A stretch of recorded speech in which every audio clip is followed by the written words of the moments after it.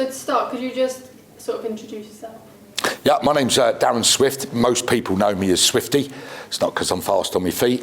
And I am a instructor coach for a snowboard instructor coach for AFPST. That's the Armed Forces Para Snowsport team.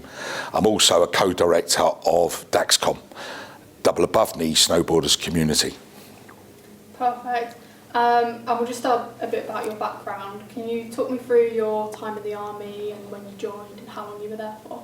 Yeah, I perhaps stupidly finished school at 16 and joined the army. I'd wanted to join the army since I was about 10 or 11. Did cadets and scouts and that sort of thing. Loved the outdoors, loved the idea of being a soldier. So at 16, I signed up and joined the army. I was in the infantry. This was in 1982. I was in the infantry regiment, the Royal Green Jackets, now known as the Rifles. And I did 10 years until, unfortunately, I was blown up by a terrorist bomb in Belfast, Northern Ireland. And so the day of the accident, what sort of happened? It was a coffee jar bomb. Sounds odd to people, but it literally was a coffee jar. And it was filled with Semtex and what we used to call shipyard confetti, which is nuts, bolts, rivets, nails, things that are going to fly and maim and kill. And two terrorists had dropped this bomb on myself and my friend. They dropped it on, they were aiming for our heads, I guess. We were inside a security base at the time, and they dropped it from an adjacent building, landed at my feet, blew me on my backside, and killed Geordie instantly. He was slightly further away, so he caught the blast in his chest and his throat, and he died instantly. I was ended up on the floor, just sat on the floor with my right leg missing above the knee, and my left leg was blown off as well. It was, and a couple of fingers and various other shrapnel injuries as well. Yeah. And what was sort of going through your mind at the time? Did you know what your life was going to look like? No, this was 1991, May 91, and I'd done 10 years, and I'd had 10 really good years in the infantry, in the army. Thoroughly enjoyed it. Even the bad times were good times when I look back at them. So yeah, I looked down at myself and thought, that's it. I'm going to fucking die. It's going to hurt a lot. So I just resigned myself to dying painfully, really. Obviously I didn't. It's a bit of a story, a bit of a funny story actually with it, but essentially the rest of the guys in the camp came round and helped. The two dogs, we were dog handlers. I was a specialist dog handler, tracker dog handler, and Geordie was a specialist AES handler, arms explosive search. So he essentially looks for the bombs and the guns and the explosives and weapons, and I look for the people that put them there, ideally before they go bang. So yeah, it was all good, but I was enjoying that job. It was my third tour in Northern Ireland, not third tour in Belfast, and I was thoroughly enjoying myself. But it came to an end. So yeah, and I survived. Yeah. And I think you said last time that you almost reached for your pistol because that was almost the easier way. Yeah, I knew I was. I felt I was going to die. I was losing blood from everywhere, and I thought to myself, right, well, rather than die painfully, I'll just shoot myself. And this was odd because every single day of every tour, and it's my third tour, as I say, I'd had a pistol or some sort of weapon on me, and this one day I didn't. I was inside the camp. There's no reason for me to have a weapon on me. And this one day I didn't have this pistol, but so I reached for it and it wasn't there. So I couldn't even top myself. I couldn't even end it. And it was about that point that the rest of the lads came round and started helping and doing something to keep me alive until the ambulance turned up, which was very soon actually. An ambulance picked me up and took me off to hospital. I was awake all the way to the hospital, then went unconscious, woke up 4 days later in the ICU.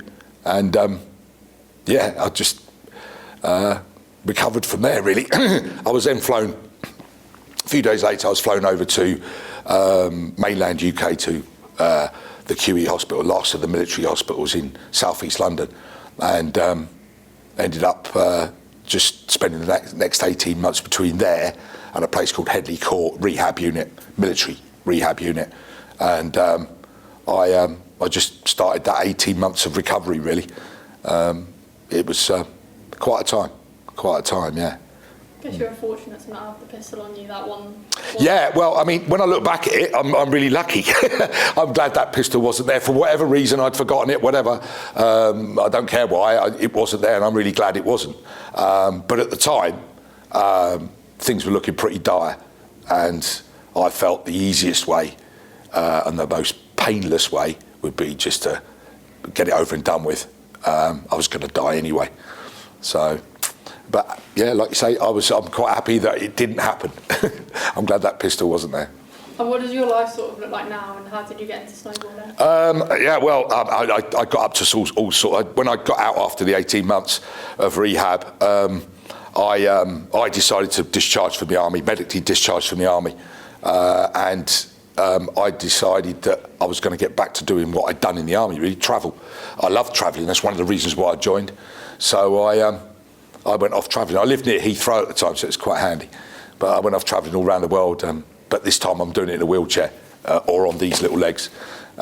So it was a bit different. But I thoroughly enjoyed myself. Got involved in some expeditions and various activities, sports and what have you. Canoeing in the Arctic and all sorts of things. I suppose culminating in the snowboarding, but prior to that I'd become a skydiver. Myself and a friend, Alistair Hodgson, he's ex-Paras. He was blown up exactly a year after me. He and I decided that we were going to become skydivers after doing a tandem jump for a charity, Blesma. And we did the jump, landed, and said, right, we want to do that on our own. All the other skydivers and people around us said, you can't, you need legs to do that, you've got to have legs. And that's like a red rag to a bull for me now. So we said, well, can we at least try? The boss of the drop zone at the time, he said he'd ask and see if it was possible to do from an insurance perspective, a safety perspective. They came back with a thumbs up, and we started the course, passed the course, and became skydivers.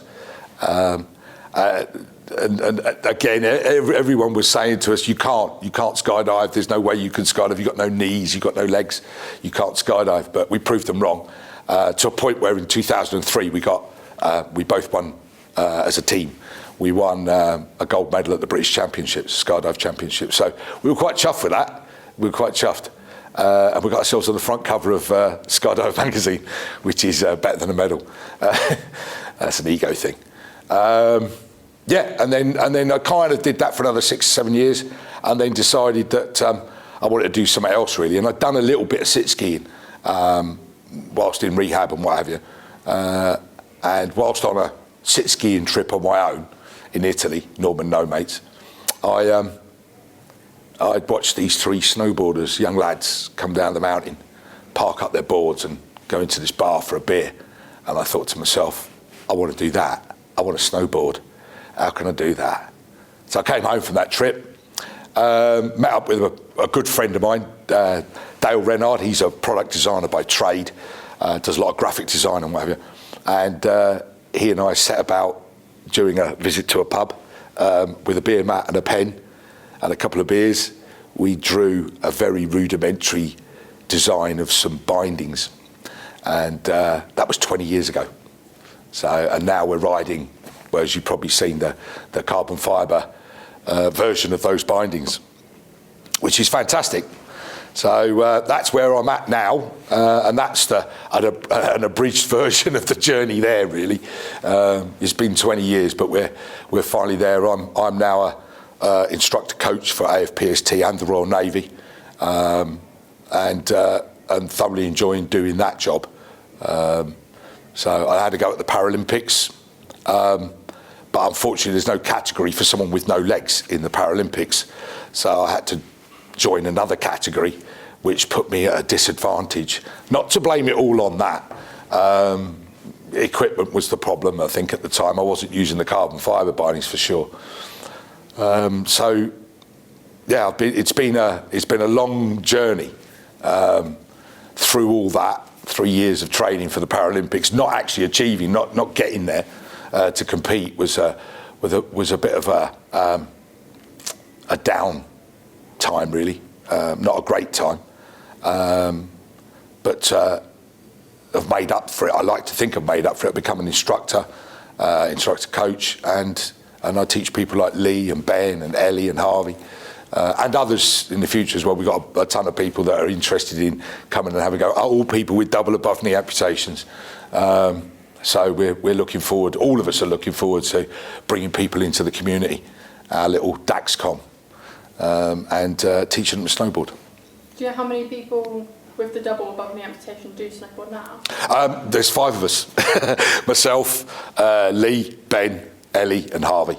That's it at the moment, but we're expanding. Only a short time ago, there was just me, and it was pretty lonely. It was pretty lonely, to be fair. I was the only person doing it, and it was all right. I had fun, and like I said, I did competitions and what have you. But now having Lee and Ben and Harvey and Ellie around is great. And we are a tight little team, a good little community, and we want to expand that community. We want to make it bigger.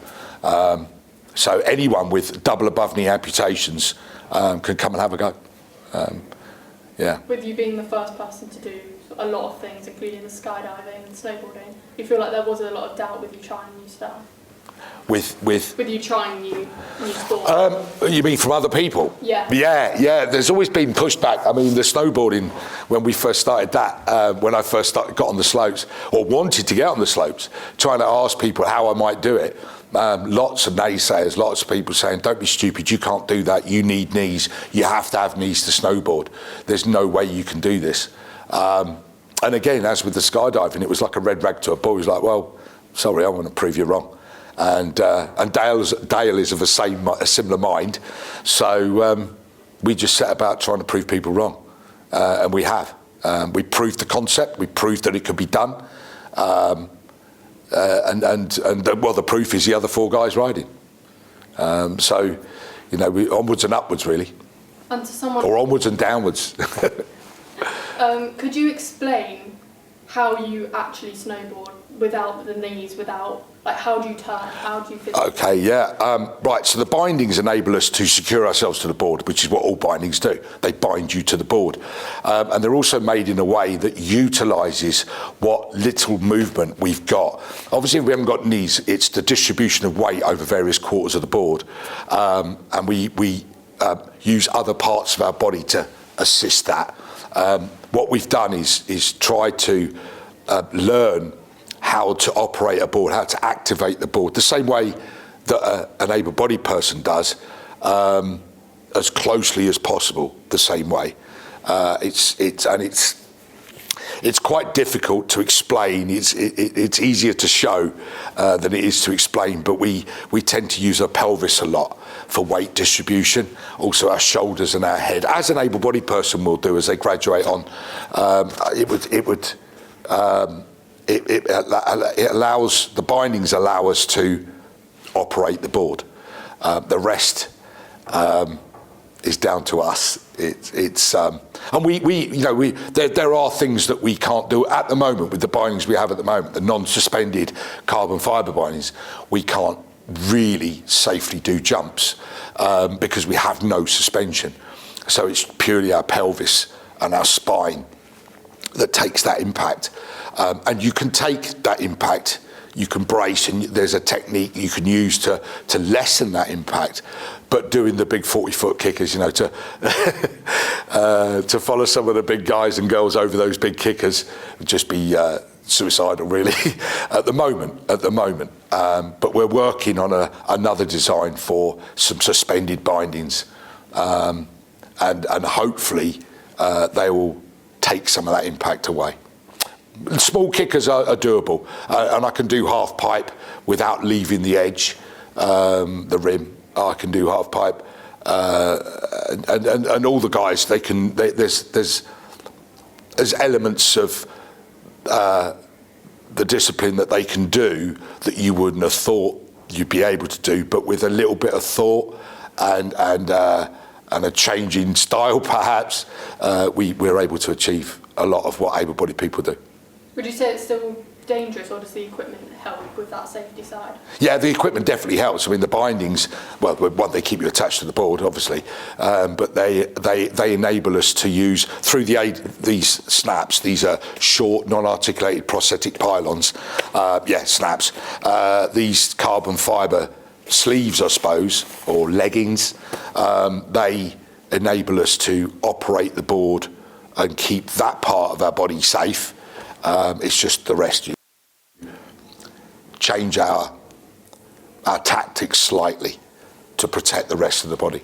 But it works. Do you wear the snaps all the time? Yeah, I do. I wear these like most people wear their favourite trainers.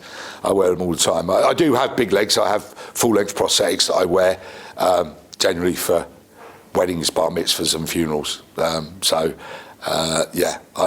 tend to use these for everyday stuff.